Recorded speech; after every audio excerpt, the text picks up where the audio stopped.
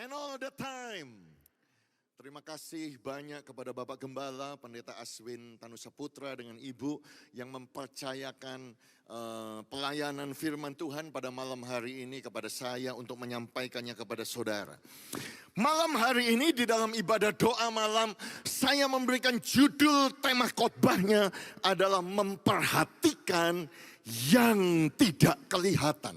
Jadi tugas saya, doa saya, target saya supaya jemaat Betani Nginden yang hadir di tempat ini, pulang dari tempat ini, saudara mulai memperhatikan yang tidak kelihatan. Tetapi kalau saudara pulang dari tempat ini dan fokus saudara, prioritas saudara, sasaran saudara, apa yang saudara nomor satukan adalah hal-hal yang kelihatan, berarti saya khotbah hari ini gagal, saudara-saudara. Saya bukan pengkhotbah yang baik, tetapi saya berdoa Tuhan supaya firman yang disampaikan pada malam hari ini betul-betul kuat, betul-betul memberikan satu revelation, betul-betul masuk dalam hati saudara, tertanam dalam akar itu, benih itu berakar, kemudian bertumbuh dan berbuah, sehingga saudara berubah gaya hidup saudara, bukan lagi memperhatikan yang kelihatan, tetapi gaya hidup saudara dan saya, lifestyle saudara dan saya mulai berubah memperhatikan yang tidak kelihatan. Teks yang kita akan baca saudaraku sebagai foundation daripada firman Tuhan malam hari ini adalah pesan Rasul Paulus kepada gerejanya di Korintus, 2 Korintus pasal yang keempat. Hanya 3 ayat saja kita akan baca saudara-saudaraku, mulai dari ayat yang ke-16, ayat yang ke-17 dan ayat yang ke-18. Perhatikan firman Tuhan. Sebab itu kami tidak tawar hati, tetapi meskipun manusia lahiriah kami semakin merosot, namun manusia batiniah kami dibaharui dari sehari ke sehari. Sebab penderitaan ringan yang sekarang ini mengerjakan bagi kami kemuliaan kekal yang melebihi segala-galanya, jauh lebih besar daripada penderitaan kami. Sebab kami tidak memperhatikan yang kelihatan, melainkan kami memperhatikan yang tidak kelihatan. Karena yang kelihatan adalah sementara, sedangkan yang tidak kelihatan adalah kekal. Bersama-sama kita katakan amin. Ini ayat luar biasa saudara-saudaraku. Sekalipun manusia lahiriah kami merosot. Setahu saya jemaat saudaraku, kalau manusia lahiriahnya sudah merosot, pasti tawar hati. Pasti kecut hati. Pasti mulai bimbang, pasti mulai khawatir, pasti mulai takut saudara-saudaraku. Apalagi orang yang mengalami penderitaan. Penderitaan ini begitu besar. Masalah ini begitu besar. Tetapi luar biasa apa yang Rasul Paulus katakan saudara-saudara.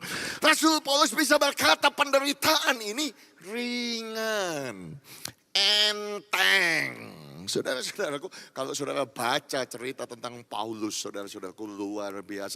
Dia mengalami banyak penderitaan. Saudara bisa bayangkan dia berkata bahwa aku lebih sering masuk dalam penjara. Aku lebih sering lapar, dahaga. Lebih sering tanpa pakaian. Aku ini didera 3 kali. Aku ini disesah 5 kali, setiap kali 40 kurang 1 kali pukulan.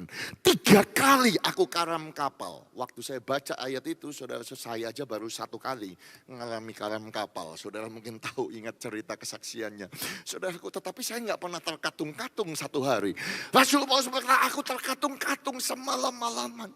Aku mengalami bahaya di darat, bahaya di laut, bahaya daripada penyamun dan lain sebagainya. Rasul Paulus bisa berkata ini penderitaan ringan. Karena penderitaan ringan ini mengerjakan sesuatu kemuliaan yang kekal, yang melebihi segala-galanya, jauh lebih luar biasa daripada penderitaan ini. Sekalipun manusia lahiriahnya merosot, tetapi Rasul Paulus tidak tawar hati. Ini adalah statement yang luar biasa, statement iman yang luar biasa. Berapa banyak yang mau seperti Rasul Paulus, walaupun manusia lahiriah merosot, tetapi kita berkata, aku tidak khawatir, aku tidak takut. manusia batiniahku semakin hari semakin diperbaharui. Berapa banyak yang mau punya iman seperti itu? Lambaikan tangan saudara tinggi, tinggi, tinggi. Yang melambaikan tangan, taruh tangan saudara di dada. Mari kita ucapkan statement iman ini bersama-sama dengan suara yang keras. Kata kami diganti kata saya. 1, 2, 3. Sebab itu saya tidak tawar hati. Tetapi meskipun manusia lahiriah saya semakin merosot, namun manusia batiniah saya dibaharui dari sehari ke sehari.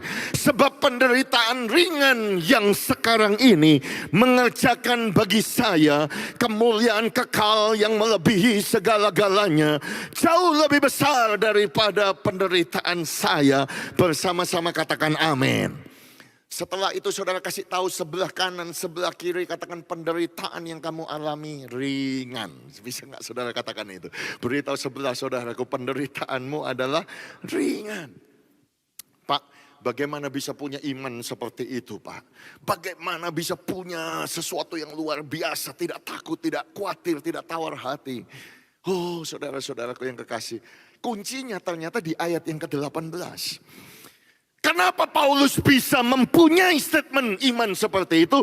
Ternyata gaya hidup Rasul Paulus tidak lagi memperhatikan yang kelihatan. Karena yang kelihatan ini sementara. Coba saudara lihat yang kelihatan ini. Coba saudara lihat, oh semuanya. Pakaian saudara, sepatu saudara. Saudara yang noleh kelihatan di sebelah kanan, sebelah kiri, saudara kursi, gedung, apalagi rumah saudara, bank statement saudara, mobil saudara, semuanya adalah sementara. Dan kalau saudara memperhatikan yang sementara, saudara pasti akan kecut hati, pasti akan tawar hati. Jadi kuncinya adalah memperhatikan yang tidak kelihatan. Karena yang tidak kelihatan itu sifatnya kekal. Saudara tidak bisa melihat sorga, tetapi sorga itu nyata. Sorga itu kekal sifatnya. Saudara tidak bisa melihat Tuhan, tidak bisa kelihatan. Malaikat Tuhan saudara tidak bisa lihat. Roh Kudus tidak bisa saudara lihat. Tangan Tuhan yang sebelah kanan ini, yang mendatangkan kemenangan yang gilang gemilang, tidak bisa saudara lihat. Tapi ketika engkau memperhatikan yang tidak kelihatan, maka engkau akan punya iman seperti Rasul Paulus di ayat yang ke-16 dan ayat yang ke-17 tadi. Jadi memperhatikan yang kelihatan. Maksud Bapak apa? Maksud saya simple, sederhana malam hari ini. Cuma 3 poin saudaraku. Memperhatikan yang tidak kelihatan artinya saudara harus bisa melihat yang tidak kelihatan. Saudara harus bisa mendengar yang tidak kelihatan. Saudara harus bisa percaya kepada yang tidak kelihatan. Simple, sederhana. Melihat yang tidak kelihatan, mendengar yang tidak kelihatan, percaya kepada yang tidak kelihatan. Jadi yang pertama, seeing the invisible. Bisa melihat yang tidak kelihatan. Bagaimana Pak caranya? Apakah ada contohnya di dalam Alkitab? Ada. Dan contoh yang saya mau ambil adalah Musa, saudaraku.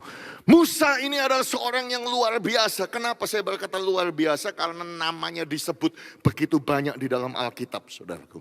Bayangkan saudaraku, namanya muncul 261 kali dalam kitab Keluaran. 80 kali dalam kitab Imamat, 216 kali dalam kitab Bilangan. 35 kali dalam kitab Ulangan, 51 kali ayat di dalam Yosua, 41 ayat di dalam Perjanjian Lama. Kitab-kitab sejarah, Mazmur, bahkan Amsal pun, kitab para nabi menunjuk kepada Musa. Dia disebutkan 37 ayat di dalam kitab Injil, 19 kali disebutkan dalam Kisah Para Rasul, dan 22 kali di dalam kitab Surat Para Rasul, saudara-saudara. The Epistle of the Apostle.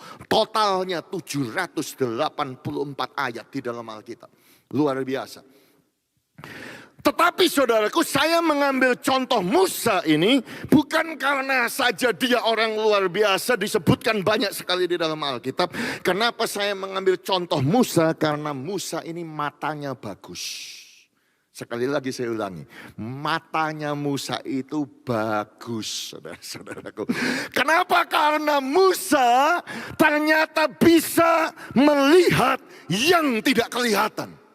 Duh, Bapak kok bisa ngomong begitu? Apakah ada ayatnya? Ada ayatnya. Jelas konklusinya saudaraku di dalam Ibrani pasal yang ke-11. Tentang daftar para pahlawan iman. Daftar daripada the heroes of faith saudaraku. Dan dijelaskan di Ibrani 11 di ayat yang ke-24. Karena iman maka Musa setelah dewasa menolak disebut anak putri Fir'aun. Karena Musa ia lebih suka menderita sengsara dengan umat Allah daripada untuk sementara menikmati kesenangan dari dosa. Ia menganggap penghinaan karena Kristus sebagai kekayaan yang lebih besar daripada semua harta Mesir. Sebab pandangannya ia arahkan kepada upah. Karena iman maka ia telah meninggalkan Mesir dengan tidak takut akan murka raja. Ia bertahan sama seperti ia melihat apa yang tidak kelihatan. Ini luar biasa saudara-saudaraku. Kalau saya ke sorga nanti saudaraku, saya akan tanya sama Musa. Musa, kamu melihat apa yang tidak kelihatan, yang manusia tidak bisa lihat, tapi kamu bisa lihat. Dan ternyata itu adalah kuncinya saudaraku. Bayangkan Musa loh saudaraku menolak disebut anak putri Fir'aun. Dia bahkan saudaraku lebih suka menderita sengsara daripada menikmati kesenangan akan dosa. Bahkan saudaraku dikatakan dia menganggap penghinaan karena Kristus itu kekayaan yang jauh lebih besar daripada semua harta Mesir. Bahkan dia tidak takut akan murka raja, dia meninggalkan Mesir. Duh, kenapa? Karena itu saudaraku, karena ia melihat yang tidak kelihatan. Ini luar biasa. Saudara tahu kan Musa? Ya, saya singkat cerita saja saudaraku. Musa itu saudaraku, saya tahu ini jemaat dewasa rohani. Itu sebabnya saudara ekstra, ibadahnya tambah. Bukan hanya minggu, tetapi saudara datang Kamis. Jadi saudara tahu ceritanya Musa kan. Musa itu saudaraku karena pada waktu itu Fir'aun mau membunuh semua bayi laki-laki. Kemudian Amran dengan Yokebed percaya membuat satu basket dan kemudian menaruh bayi Musa di sana. Dan kemudian putri Fir'aun lagi mandi, jatuh cinta kepada Musa. Musa diangkat menjadi putri Fir'aun. Dan dia dididik dari segala hikmat daripada Mesir. Dan Alkitab dengan jelas berkata bahwa Musa dididik dalam segala hikmat orang Mesir. Musa itu berkuasa dalam perkataannya. Dia berkuasa di dalam perbuatannya. Oh, Moses was taught in all the wisdom of the Egyptian. He was powerful in both speech and action. Saudara bisa bayangkan, saudaraku, dia paling pandai, dia punya segala hikmat orang Mesir. Dan bukan saja dia pandai, hikmat jenius, saudaraku. Dikatakan dia berkuasa di dalam ketika dia berbicara. Dia berkuasa di dalam tindakannya. Karena apa? Karena dia pangeran daripada Fir'aun. Pangeran daripada Mesir. Ya, bahkan beberapa orang ahli teologi percaya he is next in line for the throne. Artinya apa? Kita semua tahu baru-baru ini Ratu Elizabeth meninggal, dipanggil Tuhan. Dan tentu yang menggantikannya siapa saudaraku? Suksesinya yang Raja Charles yang ketiga. Ya, makanya koin kami nanti akan berubah dari Ratu Elizabeth jadi Raja Charles. Tetapi pada saat itu saudaraku, kalau ada apa-apa sama Fir'aun, yang akan menggantikan siapa? Musa. Musa adalah orang yang akan menggantikan saudaraku. Dia berkuasa di dalam perbuatannya, berkuasa di dalam perkataannya. Dia adalah orang yang berkuasa di kerajaan Mesir. Kerajaan yang paling top, kerajaan yang paling kaya, kerajaan yang menguasai dunia. Pusat kebudayaan, pusat militer yang menguasai dunia. Ya, kita semua tahu dari sejarah. Mesir itu pusat kerajaan paling berkuasa saat itu. Ya, dan kita semua tahu saudara-saudaraku bahwa sebetulnya Firaun itu siapa sih sebetulnya Firaun? Firaun itu sebetulnya bukan siapa-siapa saudara-saudara. Kalau saudara belajar sejarah, Firaun itu raja kecil. Biasa, orang biasa. Cuma gara-gara, saudaraku, ada seseorang namanya Yusuf. Saudara ingat ceritanya Yusuf? Dia menerjemahkan mimpi daripada Firaun. 7 tahun kelimpahan, 7 tahun kekurangan. Karena semua orang tidak bisa menerjemahkan.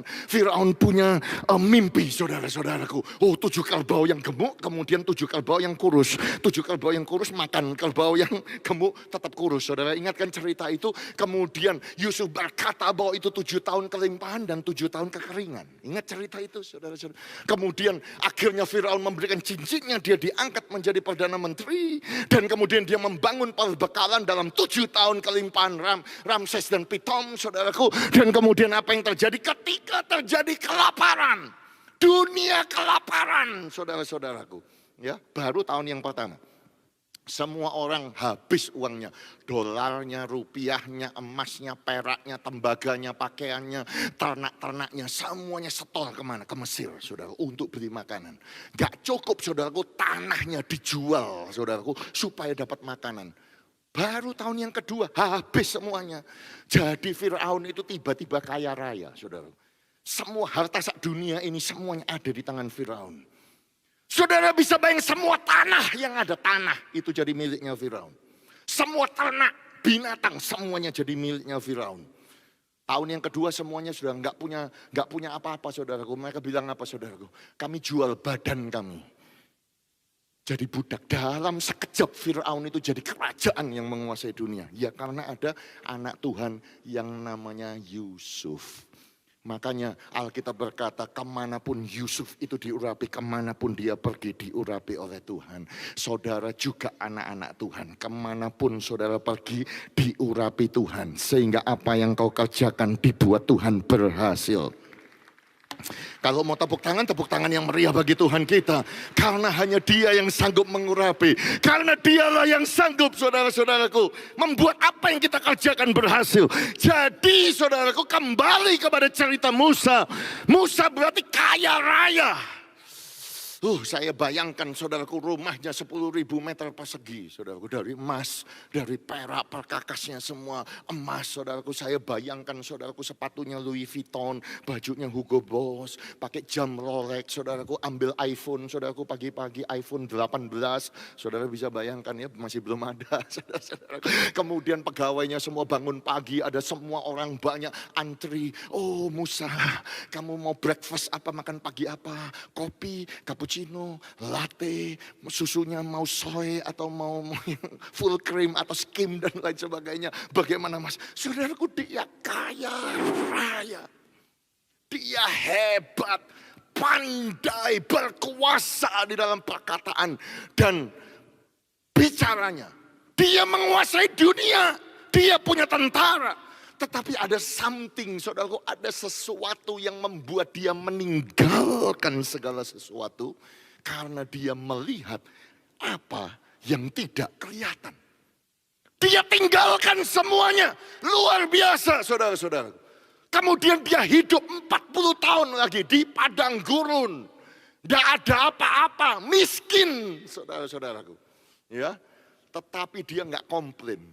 Karena apa? Dia bisa bertahan karena sekali lagi dia melihat yang tidak kelihatan.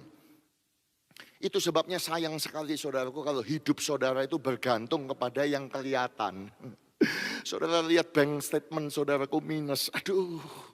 Sukacita hilang, damai sejahtera hilang, kasih hilang, mood hilang, saudara. Saudara melihat yang kelihatan. Ada CT scan daripada dokter, endoskopi, kolonoskopi, saudaraku, tes darah.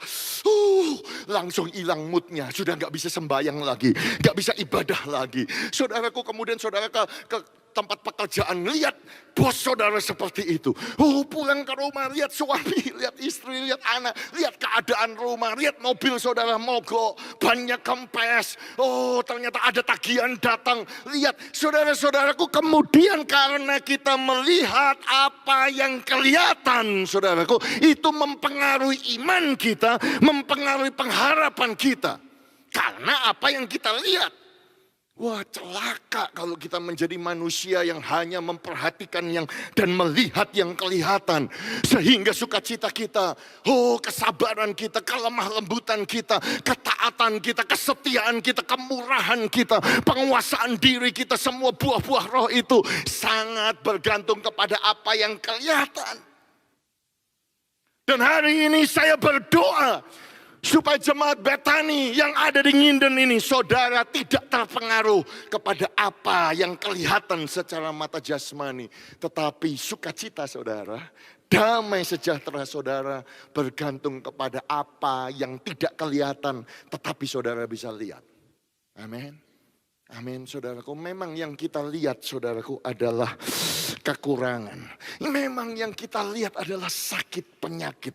Bukti sakit penyakit. Tetapi kita bisa melihat secara mata rohani kita. Bahwa Yesaya 53 itu benar. Bahwa Yesus Kristus tertikam karena dosa dan pelanggaran kita. Dia diremukkan karena kesalahan kita. Ganjaran yang mendatangkan keselamatan ditimpakan kepadanya di atas kayu salib di Golgota. Supaya oleh bilul-bilulnya saudara dan saya menjadi sembuh. Yang percaya katakan amin. Oh haleluya. Kalau saudara bisa melihat firman yang tidak kelihatan. Dan firman ini sifatnya kekal. Karena semua berkata langit dan bumi akan berlalu. Namun perkataanku tidak berlalu untuk selama-lamanya. Dan kalau saudara bisa melihat firman yang tidak kelihatan ini. Saudara tetap tertawa bukan? Oh haleluya. Tetap punya damai sejahtera. Tetap saudara tenang. Tetap mood saudara. Saudara tidak akan gerampi. Saudara tetap akan setia. Saudara tetap akan ada kayak kepingin loncat-loncat begitu. Padahal keadaan saudara sukar. Padahal apa yang saudara lihat itu sukar. Saudara-saudaraku. Tapi kenapa saudara bisa begitu? Karena saudara dan saya melihat yang tidak kelihatan. Makanya kalau saudara sakit mata, mata saudara tidak bisa melihat dengan jelas. Kayak saya begini, saudara pergi ke dokter mata. Saudara pakai yang namanya kacamata. Tetapi kalau mata rohani saudara yang sakit, mata rohani saudara kabur. Saudara gak bisa melihat 1 Petrus 2 ayat 24 bahwa oleh bilur-bilur Yesus aku sembuh. Saudara tidak bisa melihat Filipi 4 ayat yang ke-19 bahwa Jehovah Jireh, Tuhan akan menyediakan, memenuhi dan mencukupi semua yang kau butuhkan menurut kekayaan dan kemuliaannya dalam Kristus Yesus. Berarti mata rohani saudara kabur, saudara masih takut.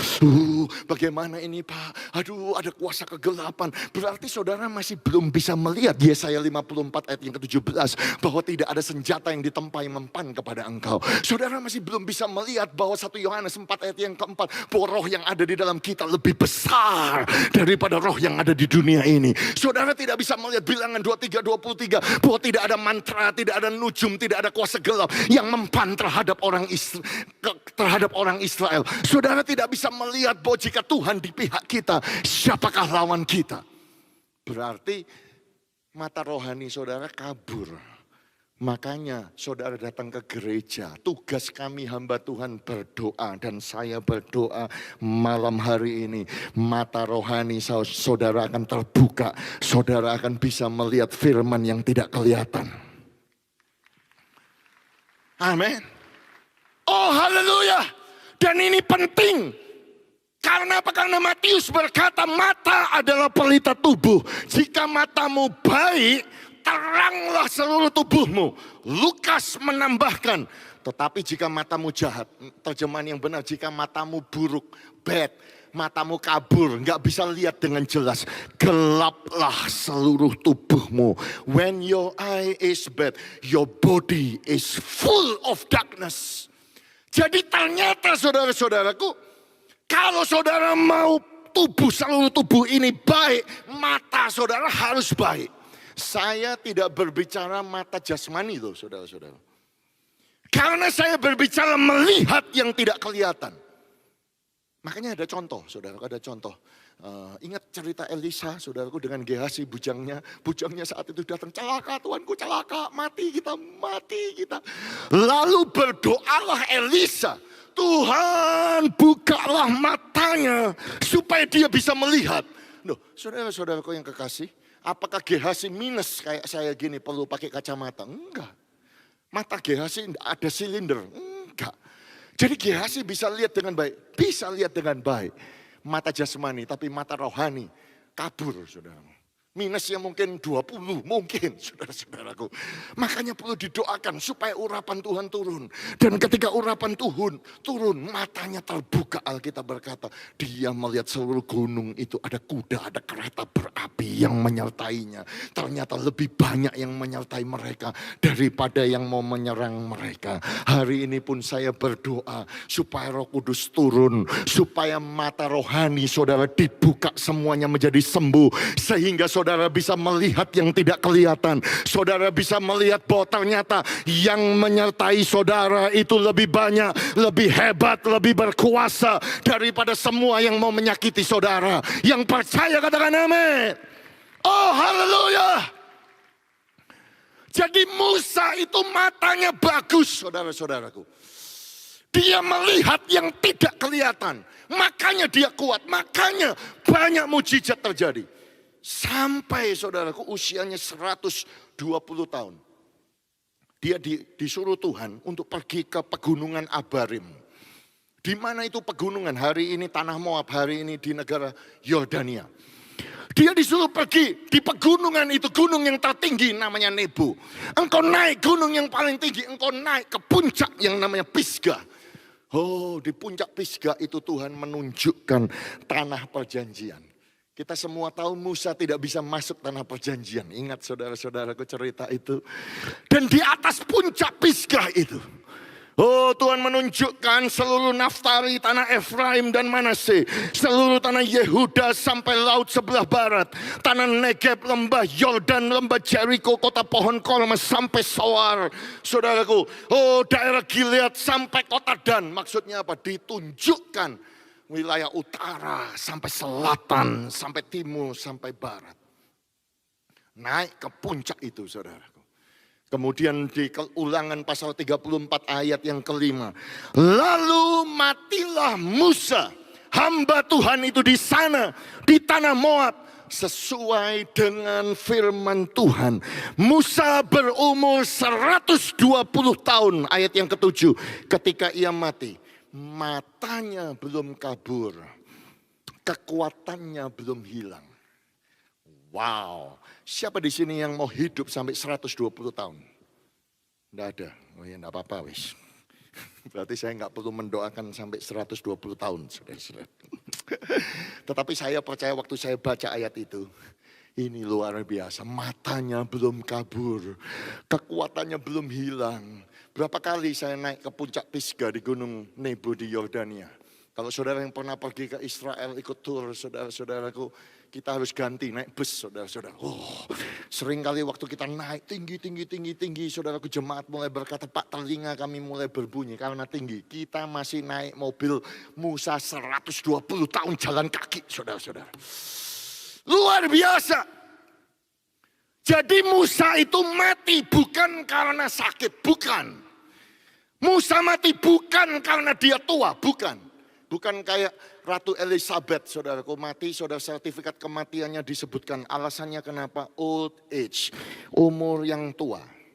Ya mungkin ada orang yang mau mati karena usia yang tua, mungkin ada yang mau mati karena sakit penyakit dan lain sebagainya. Tetapi saya punya iman, saudaraku. Mati yang benar itu caranya seperti itu. Sesuai dengan firman. Bukan karena tua, bukan karena sakit penyakit, tetapi karena firman Tuhan. Kita serahkan nyawa kita kepada Tuhan. Kita tahu kita bersama-sama dengan Tuhan di sorga. Yang setuju katakan amin. Ya. Kalau saudara percaya, saudara akan mengalami itu. Amin. Oh haleluya. Nah, poin yang saya katakan di sini adalah kalau saudara mau tua, kekuatan saudara tidak hilang, kuncinya di mata saudara.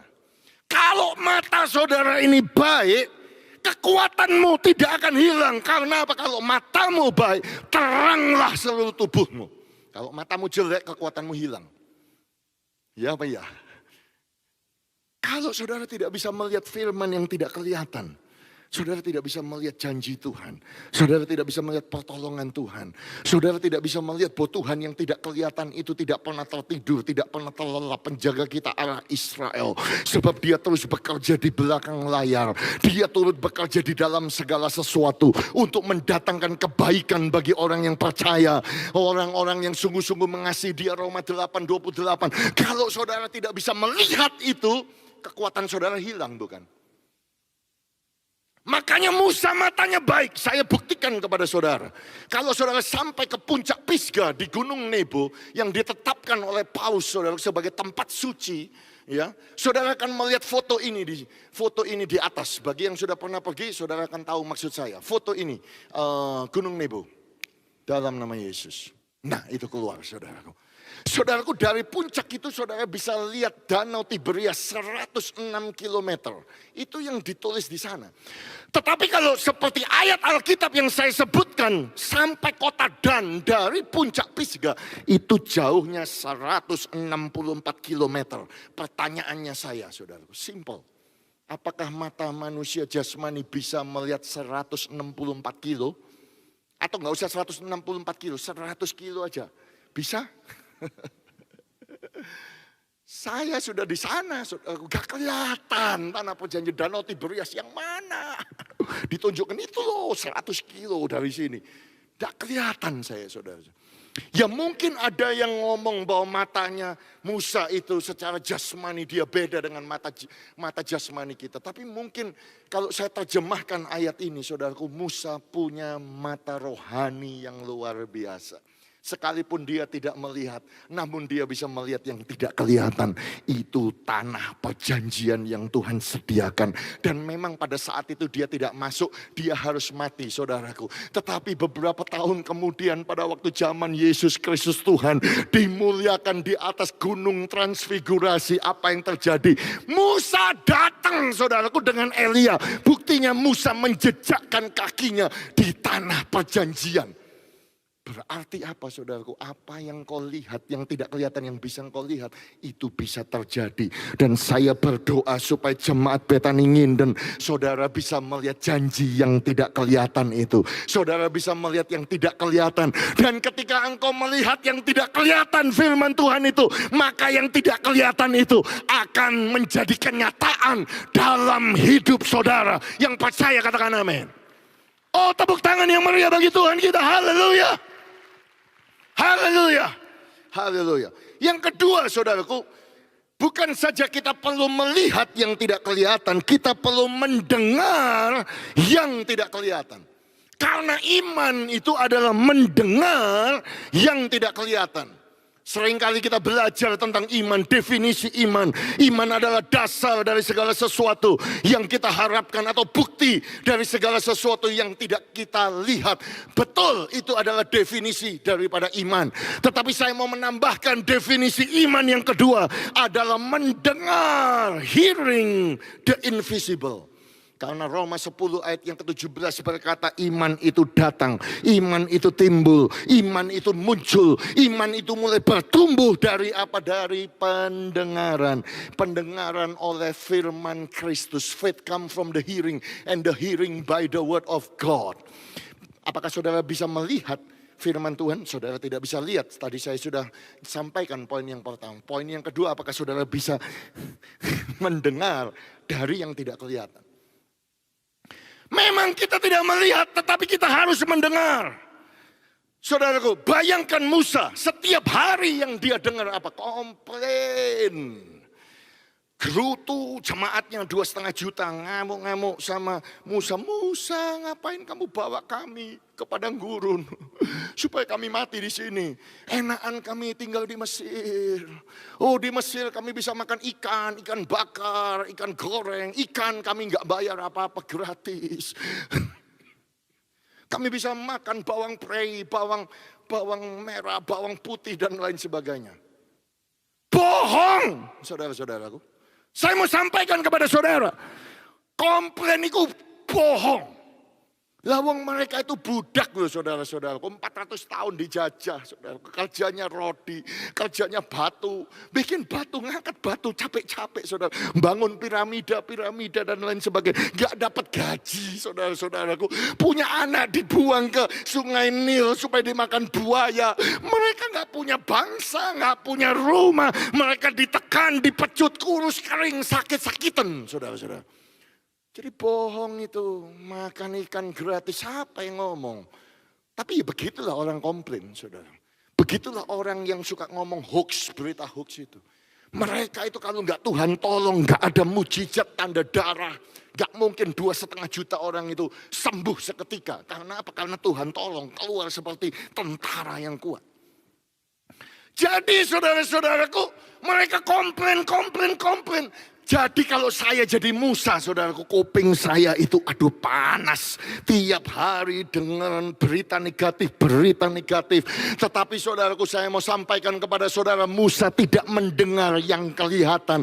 Tetapi Musa tetap mendengar yang tidak kelihatan. Dan saya berdoa supaya saudara tidak mendengar yang kelihatan. Karena kalau mendengar yang kelihatan, bahaya. Suku bunga akan naik. Tahun depan ada tahun yang gawat. Kemudian saudara mendengar, bahaya. Kamu tidak akan bisa berhasil. Nanti akan begini, akan begitu. Lebih baik kita mendengar yang tidak kelihatan. Dan suara yang tidak kelihatan itu berkata dengan jelas kepada saudara, jangan takut, jangan khawatir, jangan bimbang. Kalaupun engkau harus melalui air, aku Tuhan tidak pernah meninggalkan engkau. Aku akan menyertai engkau. Sehingga engkau melewati sungai. Engkau gak akan terhanyutkan, engkau tidak akan tenggelam. Kalaupun kau harus melewati nyala api tidak akan membakar engkau. Dan engkau tidak akan dihanguskan. Saya berdoa supaya saudara mendengar yang tidak kelihatan. Dan kalau saudara bisa mendengar firman yang tidak kelihatan, tepuk tangan yang meriah bagi Tuhan kita. Oh haleluya. Ilustrasinya adalah seperti ini pada waktu bom di London, Perang Dunia yang kedua. Pada waktu Nazi membom kota London, terjadi kekacauan. Mereka semua lari, saudaraku, masuk ke dalam bom shelter.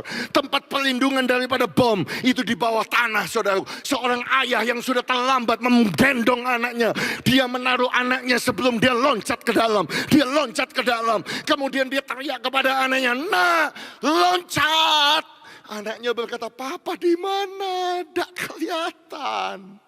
"Papa di mana?" Papanya berkata, "Kamu tidak perlu lihat. Yang penting kamu dengar suara Bapak." Anaknya bilang, "Aku gak kelihatan. Ada api, ada asap, ada abu dan lain sebagainya." Bapaknya berkata, "Jangan perhatikan yang kelihatan. Dengarkan suara Papa yang kamu tidak bisa lihat. Loncat." Anak itu punya iman. Dia tidak bisa melihat bapaknya ada di sana. Dia tidak tahu posisi ayahnya ada di mana. Tetapi karena dia punya iman itu bapaknya, kalaupun dia loncat, bapaknya akan menangkap. Dia loncat dan ditangkap oleh bapaknya. Wow, suatu iman yang luar biasa. Saudara dan saya pun kita tidak bisa melihat Tuhan, saudara-saudaraku. Kita tidak bisa melihat karena dia tidak kelihatan. Dan saya mau katakan kepada saudara, memang badai itu datang, semuanya itu datang, tetapi kita mendengar suara Bapak kita berkata, "Jangan takut, sebagai penolong dalam kesesakan aku sangat terbukti." Mazmur 46, yang percaya katakan amin. Haleluya. Dan kadang-kadang kita harus punya iman untuk mendengar yang tidak kelihatan. Saudara ingat cerita Petrus dengan murid-murid 12 ada di dalam perahu, badai kacau saudara-saudaraku di Danau Galilea. Tuhan datang, saudaraku, berjalan di atas air. Murid-murid gak kelihatan. Gelap, gak ada matahari, saudara-saudaraku. Mungkin ada kilat, saya bayangkan ombak, saudara-saudaraku, angin. Mereka bilang, hantu. Iya toh, mereka ngomong hantu, gak kelihatan soalnya. Petrus cuma ngomong begini, "Tuhan, apabila engkau itu suruh aku datang kepadamu, berjalan di atas air." Yesus cuma ngomong satu kata, "Datanglah." Saudaraku, Petrus harus punya iman. Dia tidak melihat, namun dia mendengar suara Yesus yang tidak kelihatan. Walaupun yang telinganya mendengar ombak, telinganya mendengar badai, telinganya mendengar ombak, biol, biol. Tetapi dia bisa mendengar yang tidak kelihatan. Makanya yang tidak kelihatan ngomong datanglah. Dia mendengar, dia percaya, dia turun, dia berjalan di atas air. Karena dia mendengar yang tidak kelihatan. Saya berdoa supaya Tuhan sembuhkan bukan saja mata saudara. Tuhan sembuhkan telinga saudara. Sehingga saudara bisa mendengar suara firman. Aku mengasihi engkau. Engkau adalah biji mataku. Engkau adalah imamat. Engkau adalah rajani. Engkau adalah bangsa yang kudus. Engkau umat kepunyaan Tuhan sendiri. Aku punya rencana yang indah buat engkau. Engkau akan memberitakan perbuatan-perbuatan Tuhan yang besar. Sebab engkau adalah duta-duta besar kerajaan Allah. Engkau adalah umat yang menang. Bahkan lebih daripada pemenang. Sungguh masa depan itu sungguh ada. Harapanmu tidak akan hilang. Yang bisa mendengar yang tidak kelihatan katakan amin. Yang bisa mendengar yang tidak kelihatan, taruh tangan saudara di dada sambil berkata masa depanku baik. Masa depanku indah. Katakan lebih kuat lagi masa depanku cerah. Katakan lagi masa depanku diberkati. Masa depanku ditolong Tuhan. Masa depanku sukses. Masa depanku bahagia. Masa depanku diberkati. Oleh karena Tuhan menyertai aku. Dalam nama Yesus, tepuk tangan yang meriah bagi Tuhan kita.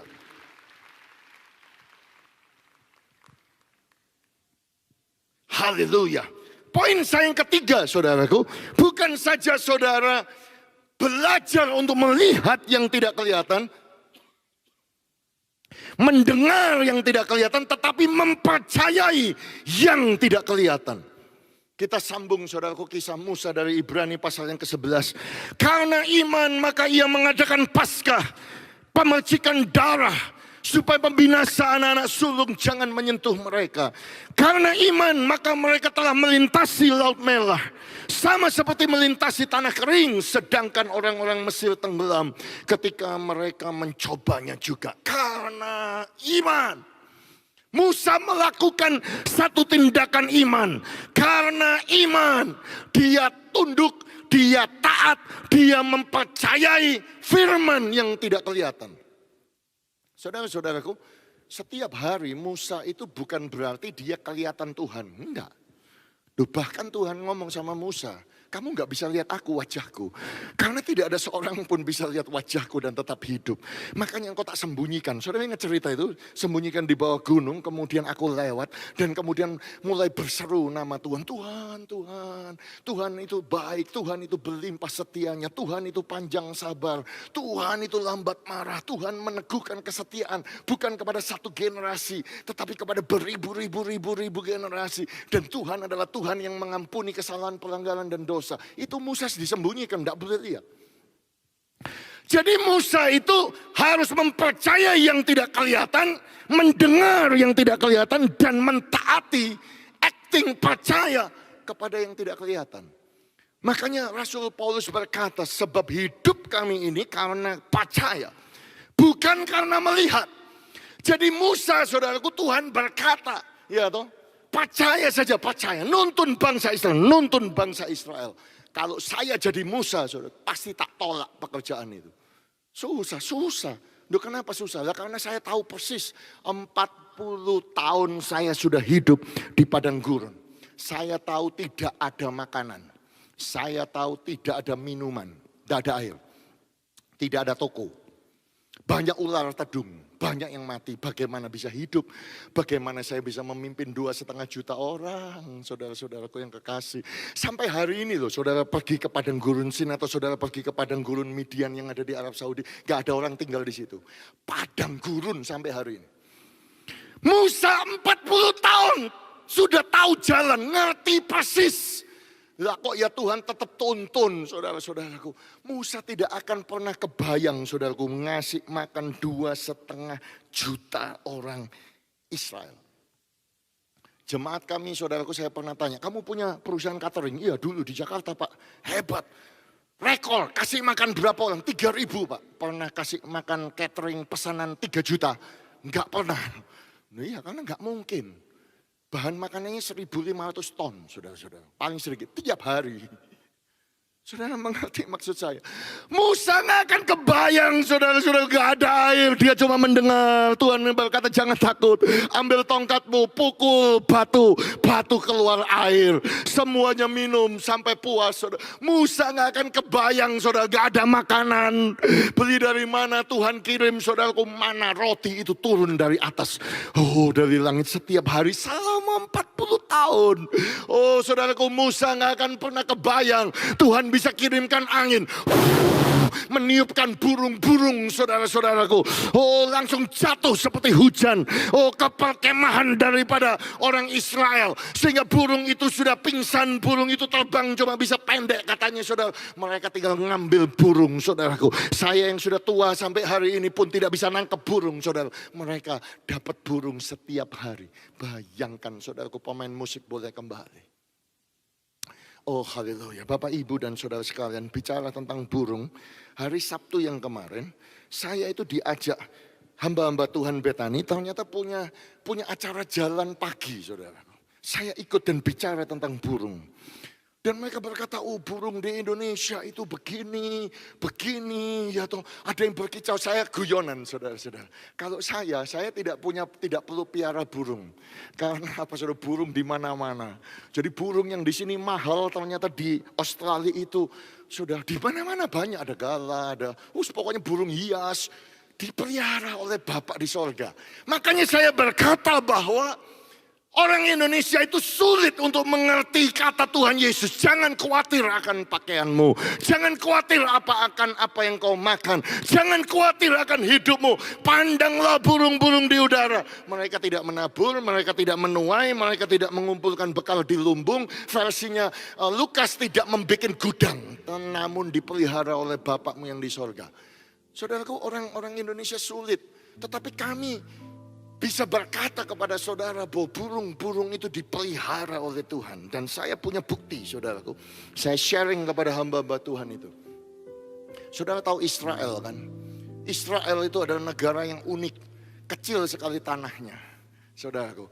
Tetapi terletak pusat dunia. Jerusalem itu is the center of the world. Tahukah saudaraku, Jerusalem itu titik tengah dunia. Makanya zaman dulu peta dibuat, titik tengahnya pasti Jerusalem. Dan Israel itu unik, saudaraku, karena dia punya gunung Hermon yang tinggi 2.814 meter di atas permukaan laut. Ada sungai Jordan turun, saudaraku, dari gunung Hermon, turun.